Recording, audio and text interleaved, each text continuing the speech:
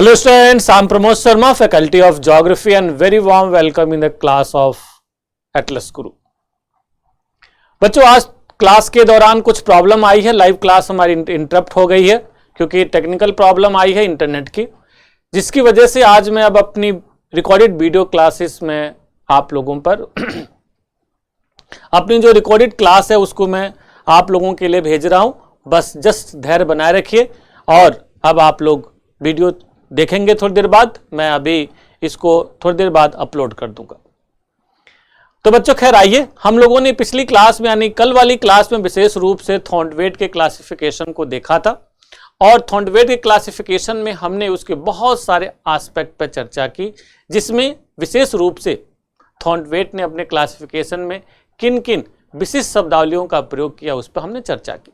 और इस क्रम में यह भी बताया था बच्चों मैंने कि उसके क्या अपने सकारात्मक पक्ष थे और क्या नकारात्मक पक्ष, इस पर भी हम लोगों ने डिटेल चर्चा की। इन दैट डिस्कशन बहुत सारी बातें हुई और इसके बाद आज हम लोग कॉपेन के और थॉर्नवेट के क्लासिफिकेशन के बाद कुछ विशिष्ट तत्वों पर चर्चा करेंगे जिसको लेकर प्रश्न आपके मेंस एग्जामिनेशन में पूछे गए। जैसा कि बच्चों आप लोग जानते हैं कॉपेन और थॉर्नवेट के क्लासिफिकेशन में कुछ बहुत खास बातें, जैसे नो डाउट कॉपेन ने शुरुआत की तो थॉर्नवेट ने उसे अपने विशेष अध्ययन के द्वारा वैज्ञानिक स्तर तक पहुंचाया, उसमें और वैज्ञानिकता को जोड़ा और ज़्यादा से ज़्यादा उसको साइंटिफिक बनाने का प्रयास किया। हालांकि ये भी खास बात रही कि थॉर्नवेट का प्रयास नो डाउट बहुत प्रशंसनीय था। आपने वैल्यूएशन में देखा, जब हमने उसके इवैल्यूएट किया था तो उस इवैल्यूएशन में हमने देखा कि नो डाउट थॉर्नवेट का क्लासिफिकेशन कई मामलों में जबरदस्त है, परंतु ज़्यादा वैज्ञानिकता होने की वजह से बहुत ज़्यादा कॉम्प्लिकेटेड हो गया।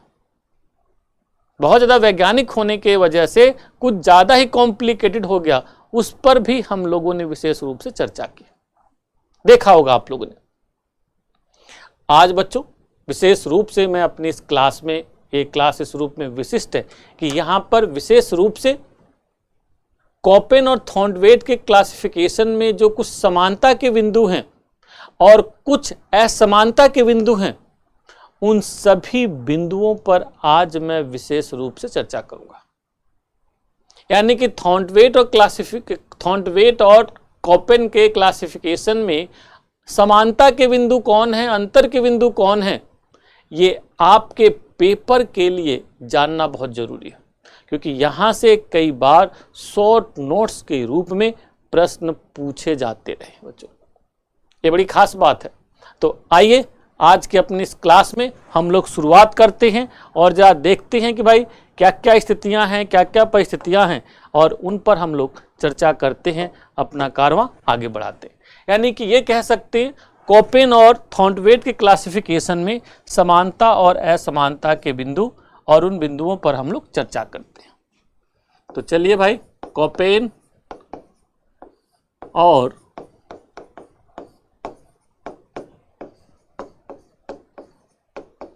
थॉर्नवेट के वर्गीकरण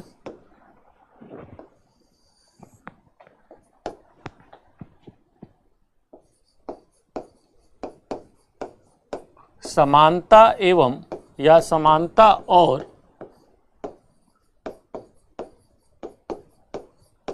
असमानता के बिंदु। समानता एवं असमानता के बिंदु कौन कौन से हैं, इन बिंदुओं पर आज हम लोग चर्चा करते हैं। ठीक है, जो लोग आज नए वीडियो से जुड़ रहे हैं, आज इस क्लास में आ रहे हैं, वे तुरंत वीडियो को लाइक्स करें, सब्सक्राइब करें और अधिक से अधिक बच्चों शेयर करें, ताकि ये कारवां और दूर तक फैले, सभी लोग लाभान्वित हों। जो बच्चे क्लास में आए थे और लाइव क्लास नहीं देख पाए, उस असुविधा के लिए मैं खेद कहूँगा बच्चों। आइए, तो कॉपेन और थॉर्नवेट के इस क्लासिफिकेशन में हम लोगों ने ये देखा कि कॉपेन ने अपनी शुरुआत की और उसी को आधार मानकर थॉर्नवेट ने आगे बढ़ाया। जरा सोचे, समानता के बिंदु में थॉर्नवेट ने भी विशेष रूप से इंग्लिश वर्णमाला के अक्षरों का प्रयोग किया। आप याद करिए, ए और ए डॉट, आर वगैरह, ये जितने भी वर्ड इंग्लिश वर्णमाला के लेटर्स हैं, उन्होंने भी उस लेटर्स का प्रयोग किया। ये बड़ी खास बात है बच्चों। यानी कि सबसे बड़ी समानता ये है कि कॉपेन ने जहां चीजों को दर्शाने के लिए, प्रदेशों को दर्शाने के लिए, विशेषताओं को दर्शाने के लिए, यानी कि वर्षा की क्या स्थिति है, तापमान की क्या स्थिति है, उसको दर्शाने के लिए विशेष रूप से इंग्लिश वर्णमाला के अक्षरों का प्रयोग किया, चाहे वो कैपिटल हो या स्मॉल हो। जैसे तापमान के लिए कैपिटल लेटर, तो वहीं रेनफॉल के लिए स्मॉल लेटर का प्रयोग किया। तो वहीं कुछ उसी प्रकार की स्थिति आप थॉर्नवेट के क्लासिफिकेशन में भी देखोगे। यानी उन्होंने भी इंग्लिश वर्णमाला के अक्षरों का प्रयोग किया। फिर एक खास बात बच्चों और भी थे कि कॉपेन के समान थॉर्नवेट भी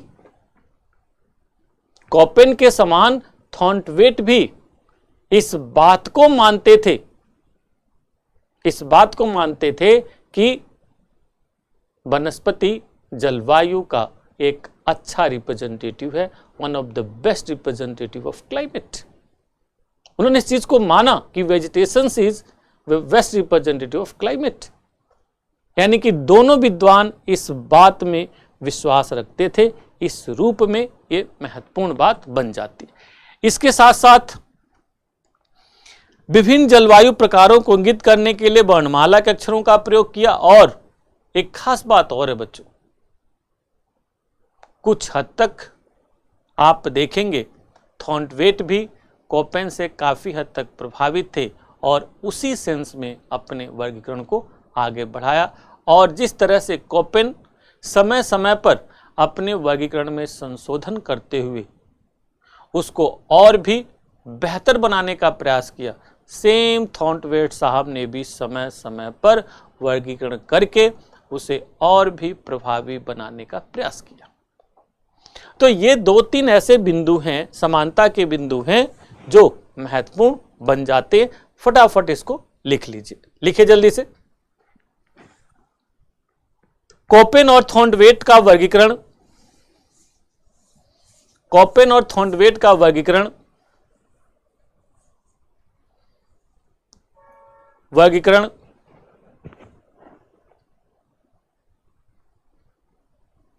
20वीं सदी के पूर्वार्ध में 20वीं सदी के पूर्वार्ध में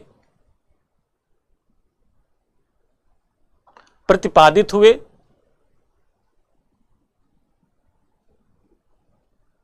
और दोनों वर्गीकरण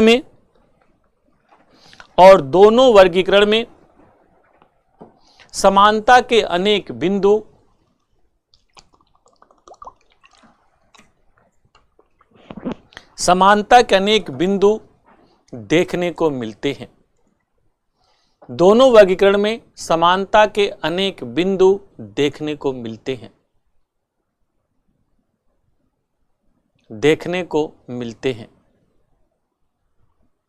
ये बड़ी खास बात है, इस पर आप लोग ध्यान दे सकते हैं। ठीक है, जो निम्नलिखित हैं,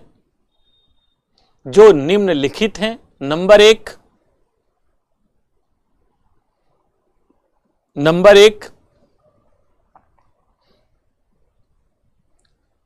दोनों विद्वानों ने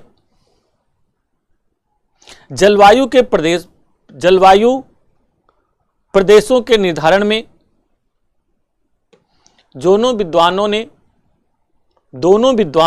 जलवायु प्रदेशों के निर्धारण में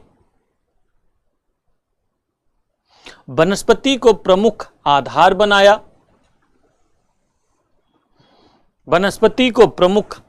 बनाया। अर्थात दोनों विद्वानों का मानना था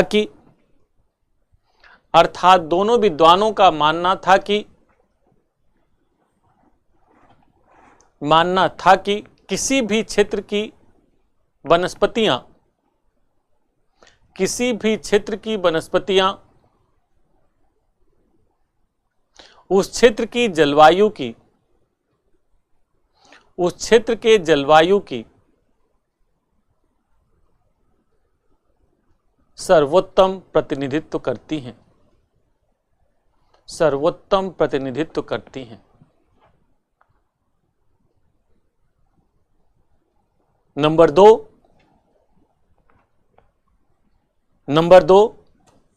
कोपेन के समान ही थॉर्नवेट की योजना में भी, कोपेन के समान थॉर्नवेट के क्लासिफिकेशन या वर्गीकरण में भी,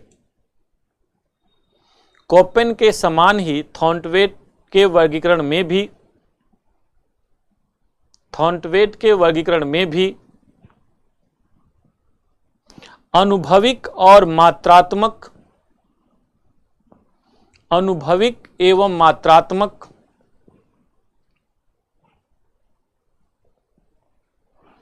अनुभविक एवं मात्रात्मक थी, क्योंकि वर्षण तथा तापमान से परिकलित, क्योंकि वर्षण तथा तापमान से परिकलित, वर्षण तथा तापमान से परिकलित विभिन्न परिमाणात्मक प्राचलों, विभिन्न परिमाणात्मक प्राचलों यानी क्वांटिटेटिव पैरामीटर्स, क्वांटिटेटिव पैरामीटर्स के आधार पर विभिन्न जलवायु प्रकारों की, विभिन्न जलवायु प्रकारों की सीमाओं का निर्धारण किया जाता है, सीमाओं का निर्धारण किया जाता है। याद रहेगा बच्चों, ये बात आप लोग ध्यान रखिएगा। नेक्स्ट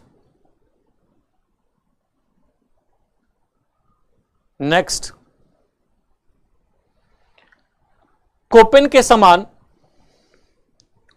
समान थॉर्नवेट ने भी, कोपेन के समान थॉर्नवेट ने भी जलवायु प्रकारों को इंगित करने के लिए, जलवायु प्रकारों को इंगित करने के लिए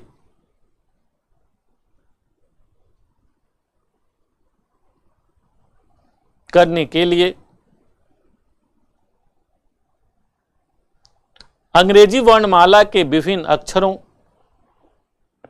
अंग्रेजी वर्णमाला के विभिन्न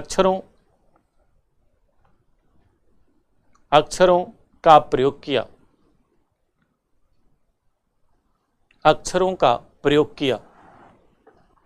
एंड नेक्स्ट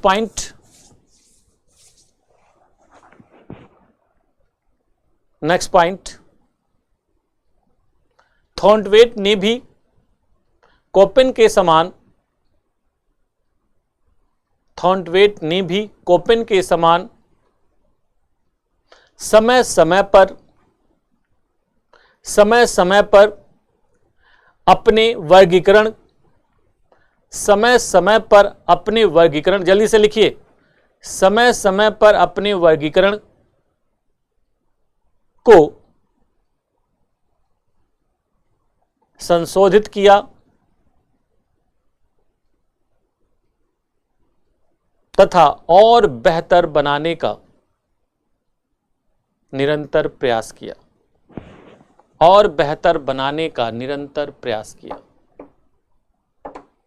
तो इस तरह से इन सभी बातों को थोड़ा सा आप लोग ध्यान रखिए, विचार करिए, मनन करिए, चिंतन करिए। ठीक है बच्चों, तो इस तरह से आप इन सभी चीज़ों को समझ सकते हैं। समानता के बिंदु आप लोग ध्यान रखिए। हो सकता है कभी शॉर्ट नोट्स में पूछ दिया जाए 10 नंबर के प्रश्न में, तो आप लोग इंट्रोडक्शन देके अपना लिख सकते हैं। चलिए, मैं समझता हूँ 100 शब्द हो ही गए होंगे। आइए अब असमानता के बिंदु देख लीजिए भाई, यानी कि अंतर कहाँ कहाँ है, जरा याद करिए कहाँ पर अंतर है। बहुत सारे अंतर हैं भाई, बहुत सारे अंतर हैं। जैसे सबसे बड़ा अंतर तो यही है कि इन्होंने ताप, वैसे तो इन्होंने माना कि ताप और आर्द्रता प्रमुख निर्धारक हैं जलवायु के, ये प्रमुख पैरामीटर्स हैं, परंतु उन्होंने प्रत्यक्ष रूप से इनका प्रयोग नहीं किया, बल्कि इसके लिए उन्होंने कुछ विशेष शब्दावलियों का प्रयोग करते हुए प्रयोग किया, जैसे वर्षा प्रभाविता, तापमान दक्षता, संभाव्य वाष्पन वाष्पोत्सर्जन जैसे शब्दावलियों के माध्यम से उन्होंने उस बात पर चर्चा की कि भाई जो वर्षा होती है, जो वर्षण होता है, उसकी कितनी मात्रा वनस्पतियों द्वारा प्रयोग होती है और जो ताप होता है वो कितनी मात्रा में प्रयोग होता है। इस तरह से उन्होंने एक जटिल सूत्रों का कुछ निर्धारण किया और उसके माध्यम से कैलकुलेट किया। एक तो सबसे बड़ा वर्गीकरण यही है, डिफरेंस यही हो गया। फिर दूसरा अंतर बच्चों यहीं पे और भी हो जाता है कि कोपेन ने जहां अपने प्रादेशिकरण में, अपने वर्गीकरण में कम से कम जलवायु प्रदेशों पर चर्चा की, यानी कि कम से कम क्षेत्रों का निर्धारण किया, तो वहीं कोपेन साहब पता चला कि 32 जलवायु प्रदेश का निर्धारण करते। फिर एक खास बात और, कोपेन का वर्गीकरण चूंकि कम है, संख्या में कम होने की वजह से मात्रा मानचित्र पर आसानी से प्रदर्शित किया जा सकता है। तो वहीं साहब ये जो हैं आपके थॉर्नवेट साहब, इनका भाई बड़ा मुश्किल है, इनका मानचित्र पर प्रदर्शित कर पाना बहुत ही मुश्किल है।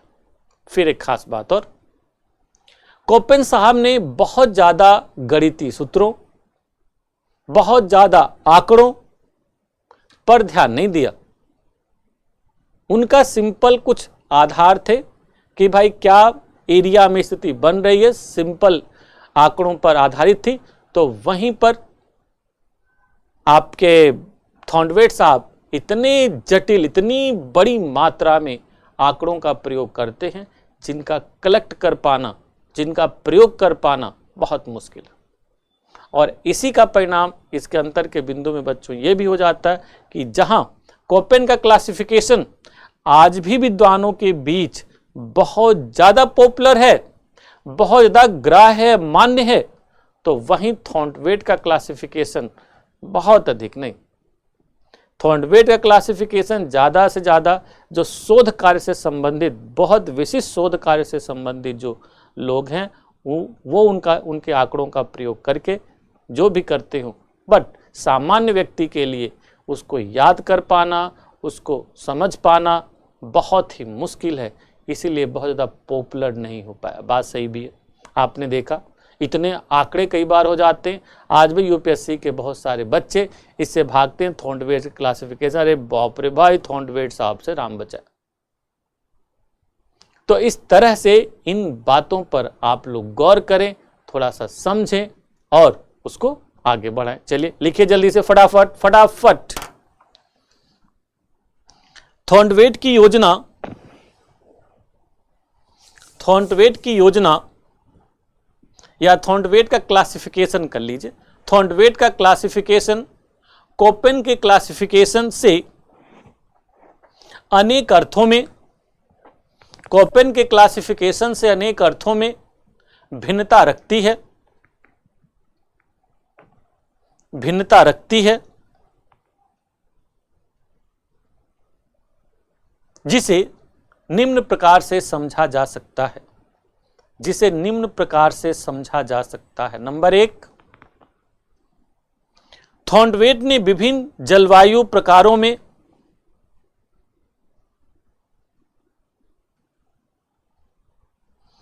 थॉर्नवेट ने विभिन्न जलवायु प्रकारों के निर्धारण में दो महत्वपूर्ण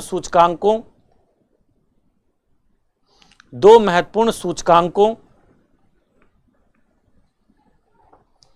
जैसे वर्षा प्रभाविता एवं तापीय दक्षता, वर्षा प्रभाविता एवं तापीय दक्षता का उपयोग किया, परंतु इन सूचकांकों के आधार पर परंतु इन सूचकांकों के आधार पर जलवायु की सीमाओं का निर्धारण कठिन तथा अस्पष्ट हो जाता है। कठिन तथा अस्पष्ट हो जाता है। कठिन तथा अस्पष्ट हो जाता है।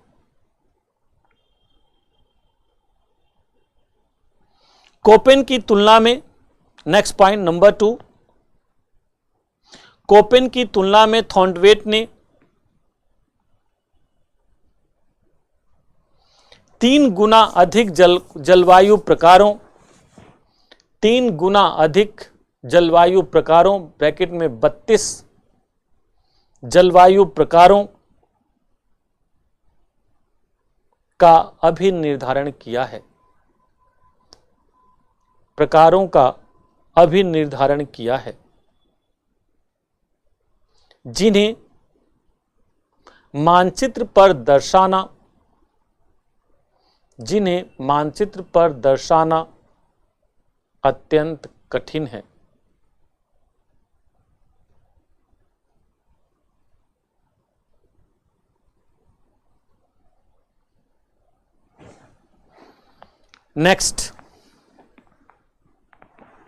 नेक्स्ट कोपेन के वर्गीकरण में आंकड़ों का प्रयोग तुलनात्मक रूप से बहुत कम हुआ है। अतः उसे याद रखना सरल है। वहीं थॉर्नवेट के वर्गीकरण में आंकड़ों के अत्यधिक प्रयोग ने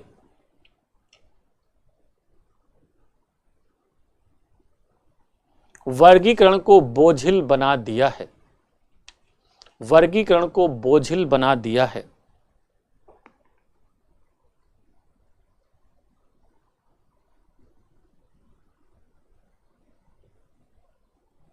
नेक्स्ट कोपेन के समान थॉर्नवेट की योजना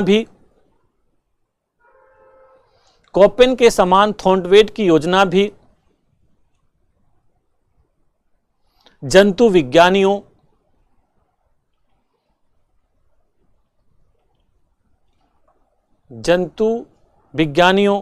वनस्पति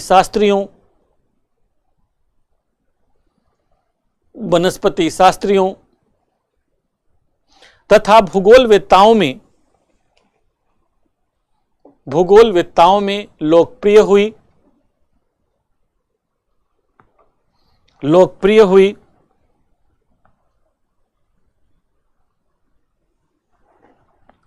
हुई। परंतु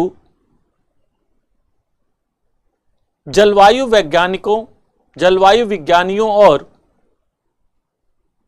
ऋतुविज्ञानियों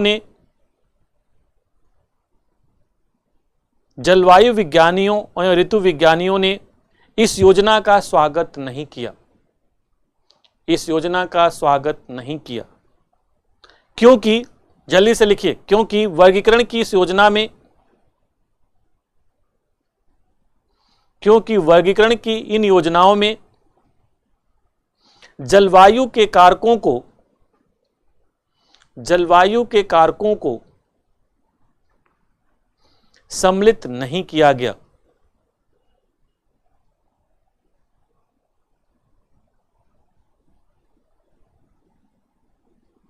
और साथ ही साथ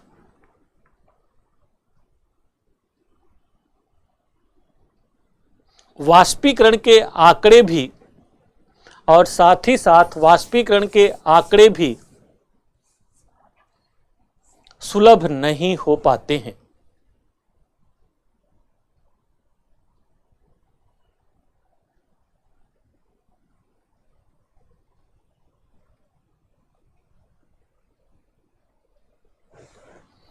नेक्स्ट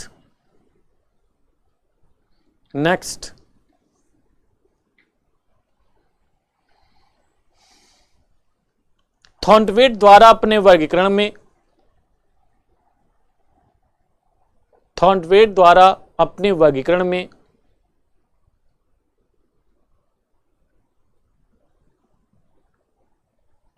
में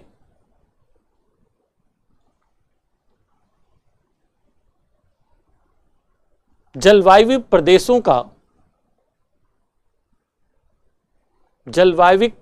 का अधिक निर्धारण इसको लोकप्रियता नहीं दिला सका। मतलब इतना ज्यादा कहां से कितना किसको याद रखा जा सकता है, लोकप्रियता नहीं दिला सका। तो इस तरह से समानता एवं अंतर के बिंदु हैं, इन सभी को आप लोग ध्यान रखिएगा, हो सकता है आपके पेपर में पूछा जाए। ठीक है बच्चों, तो ये कुछ बातें हुई। आज यहीं पर मैं अपनी क्लास रोकता हूं और कल आज जो ये प्रॉब्लम आई है, ये कंटिन्यूअसली 2 दिन से प्रॉब्लम आ रही है। शनिवार को भी क्लास इंटरप्ट हुई थी, आज तो खैर पूरी तरह से क्लास इंटरप्ट हो गई। तो मैं ऐसे में कल देखता हूँ इसका क्या परमानेंट सोल्यूशन हो सकता है, मैं फिर इस पर फाइंड आउट करूँगा और एक बार फिर असुविधा के लिए खेद है, इसके लिए क्षमा कहूँगा। ठीक है बच्चों, तो फिर हम लोग मिलते हैं कल शाम को 7:30 बजे। Bye, thank you.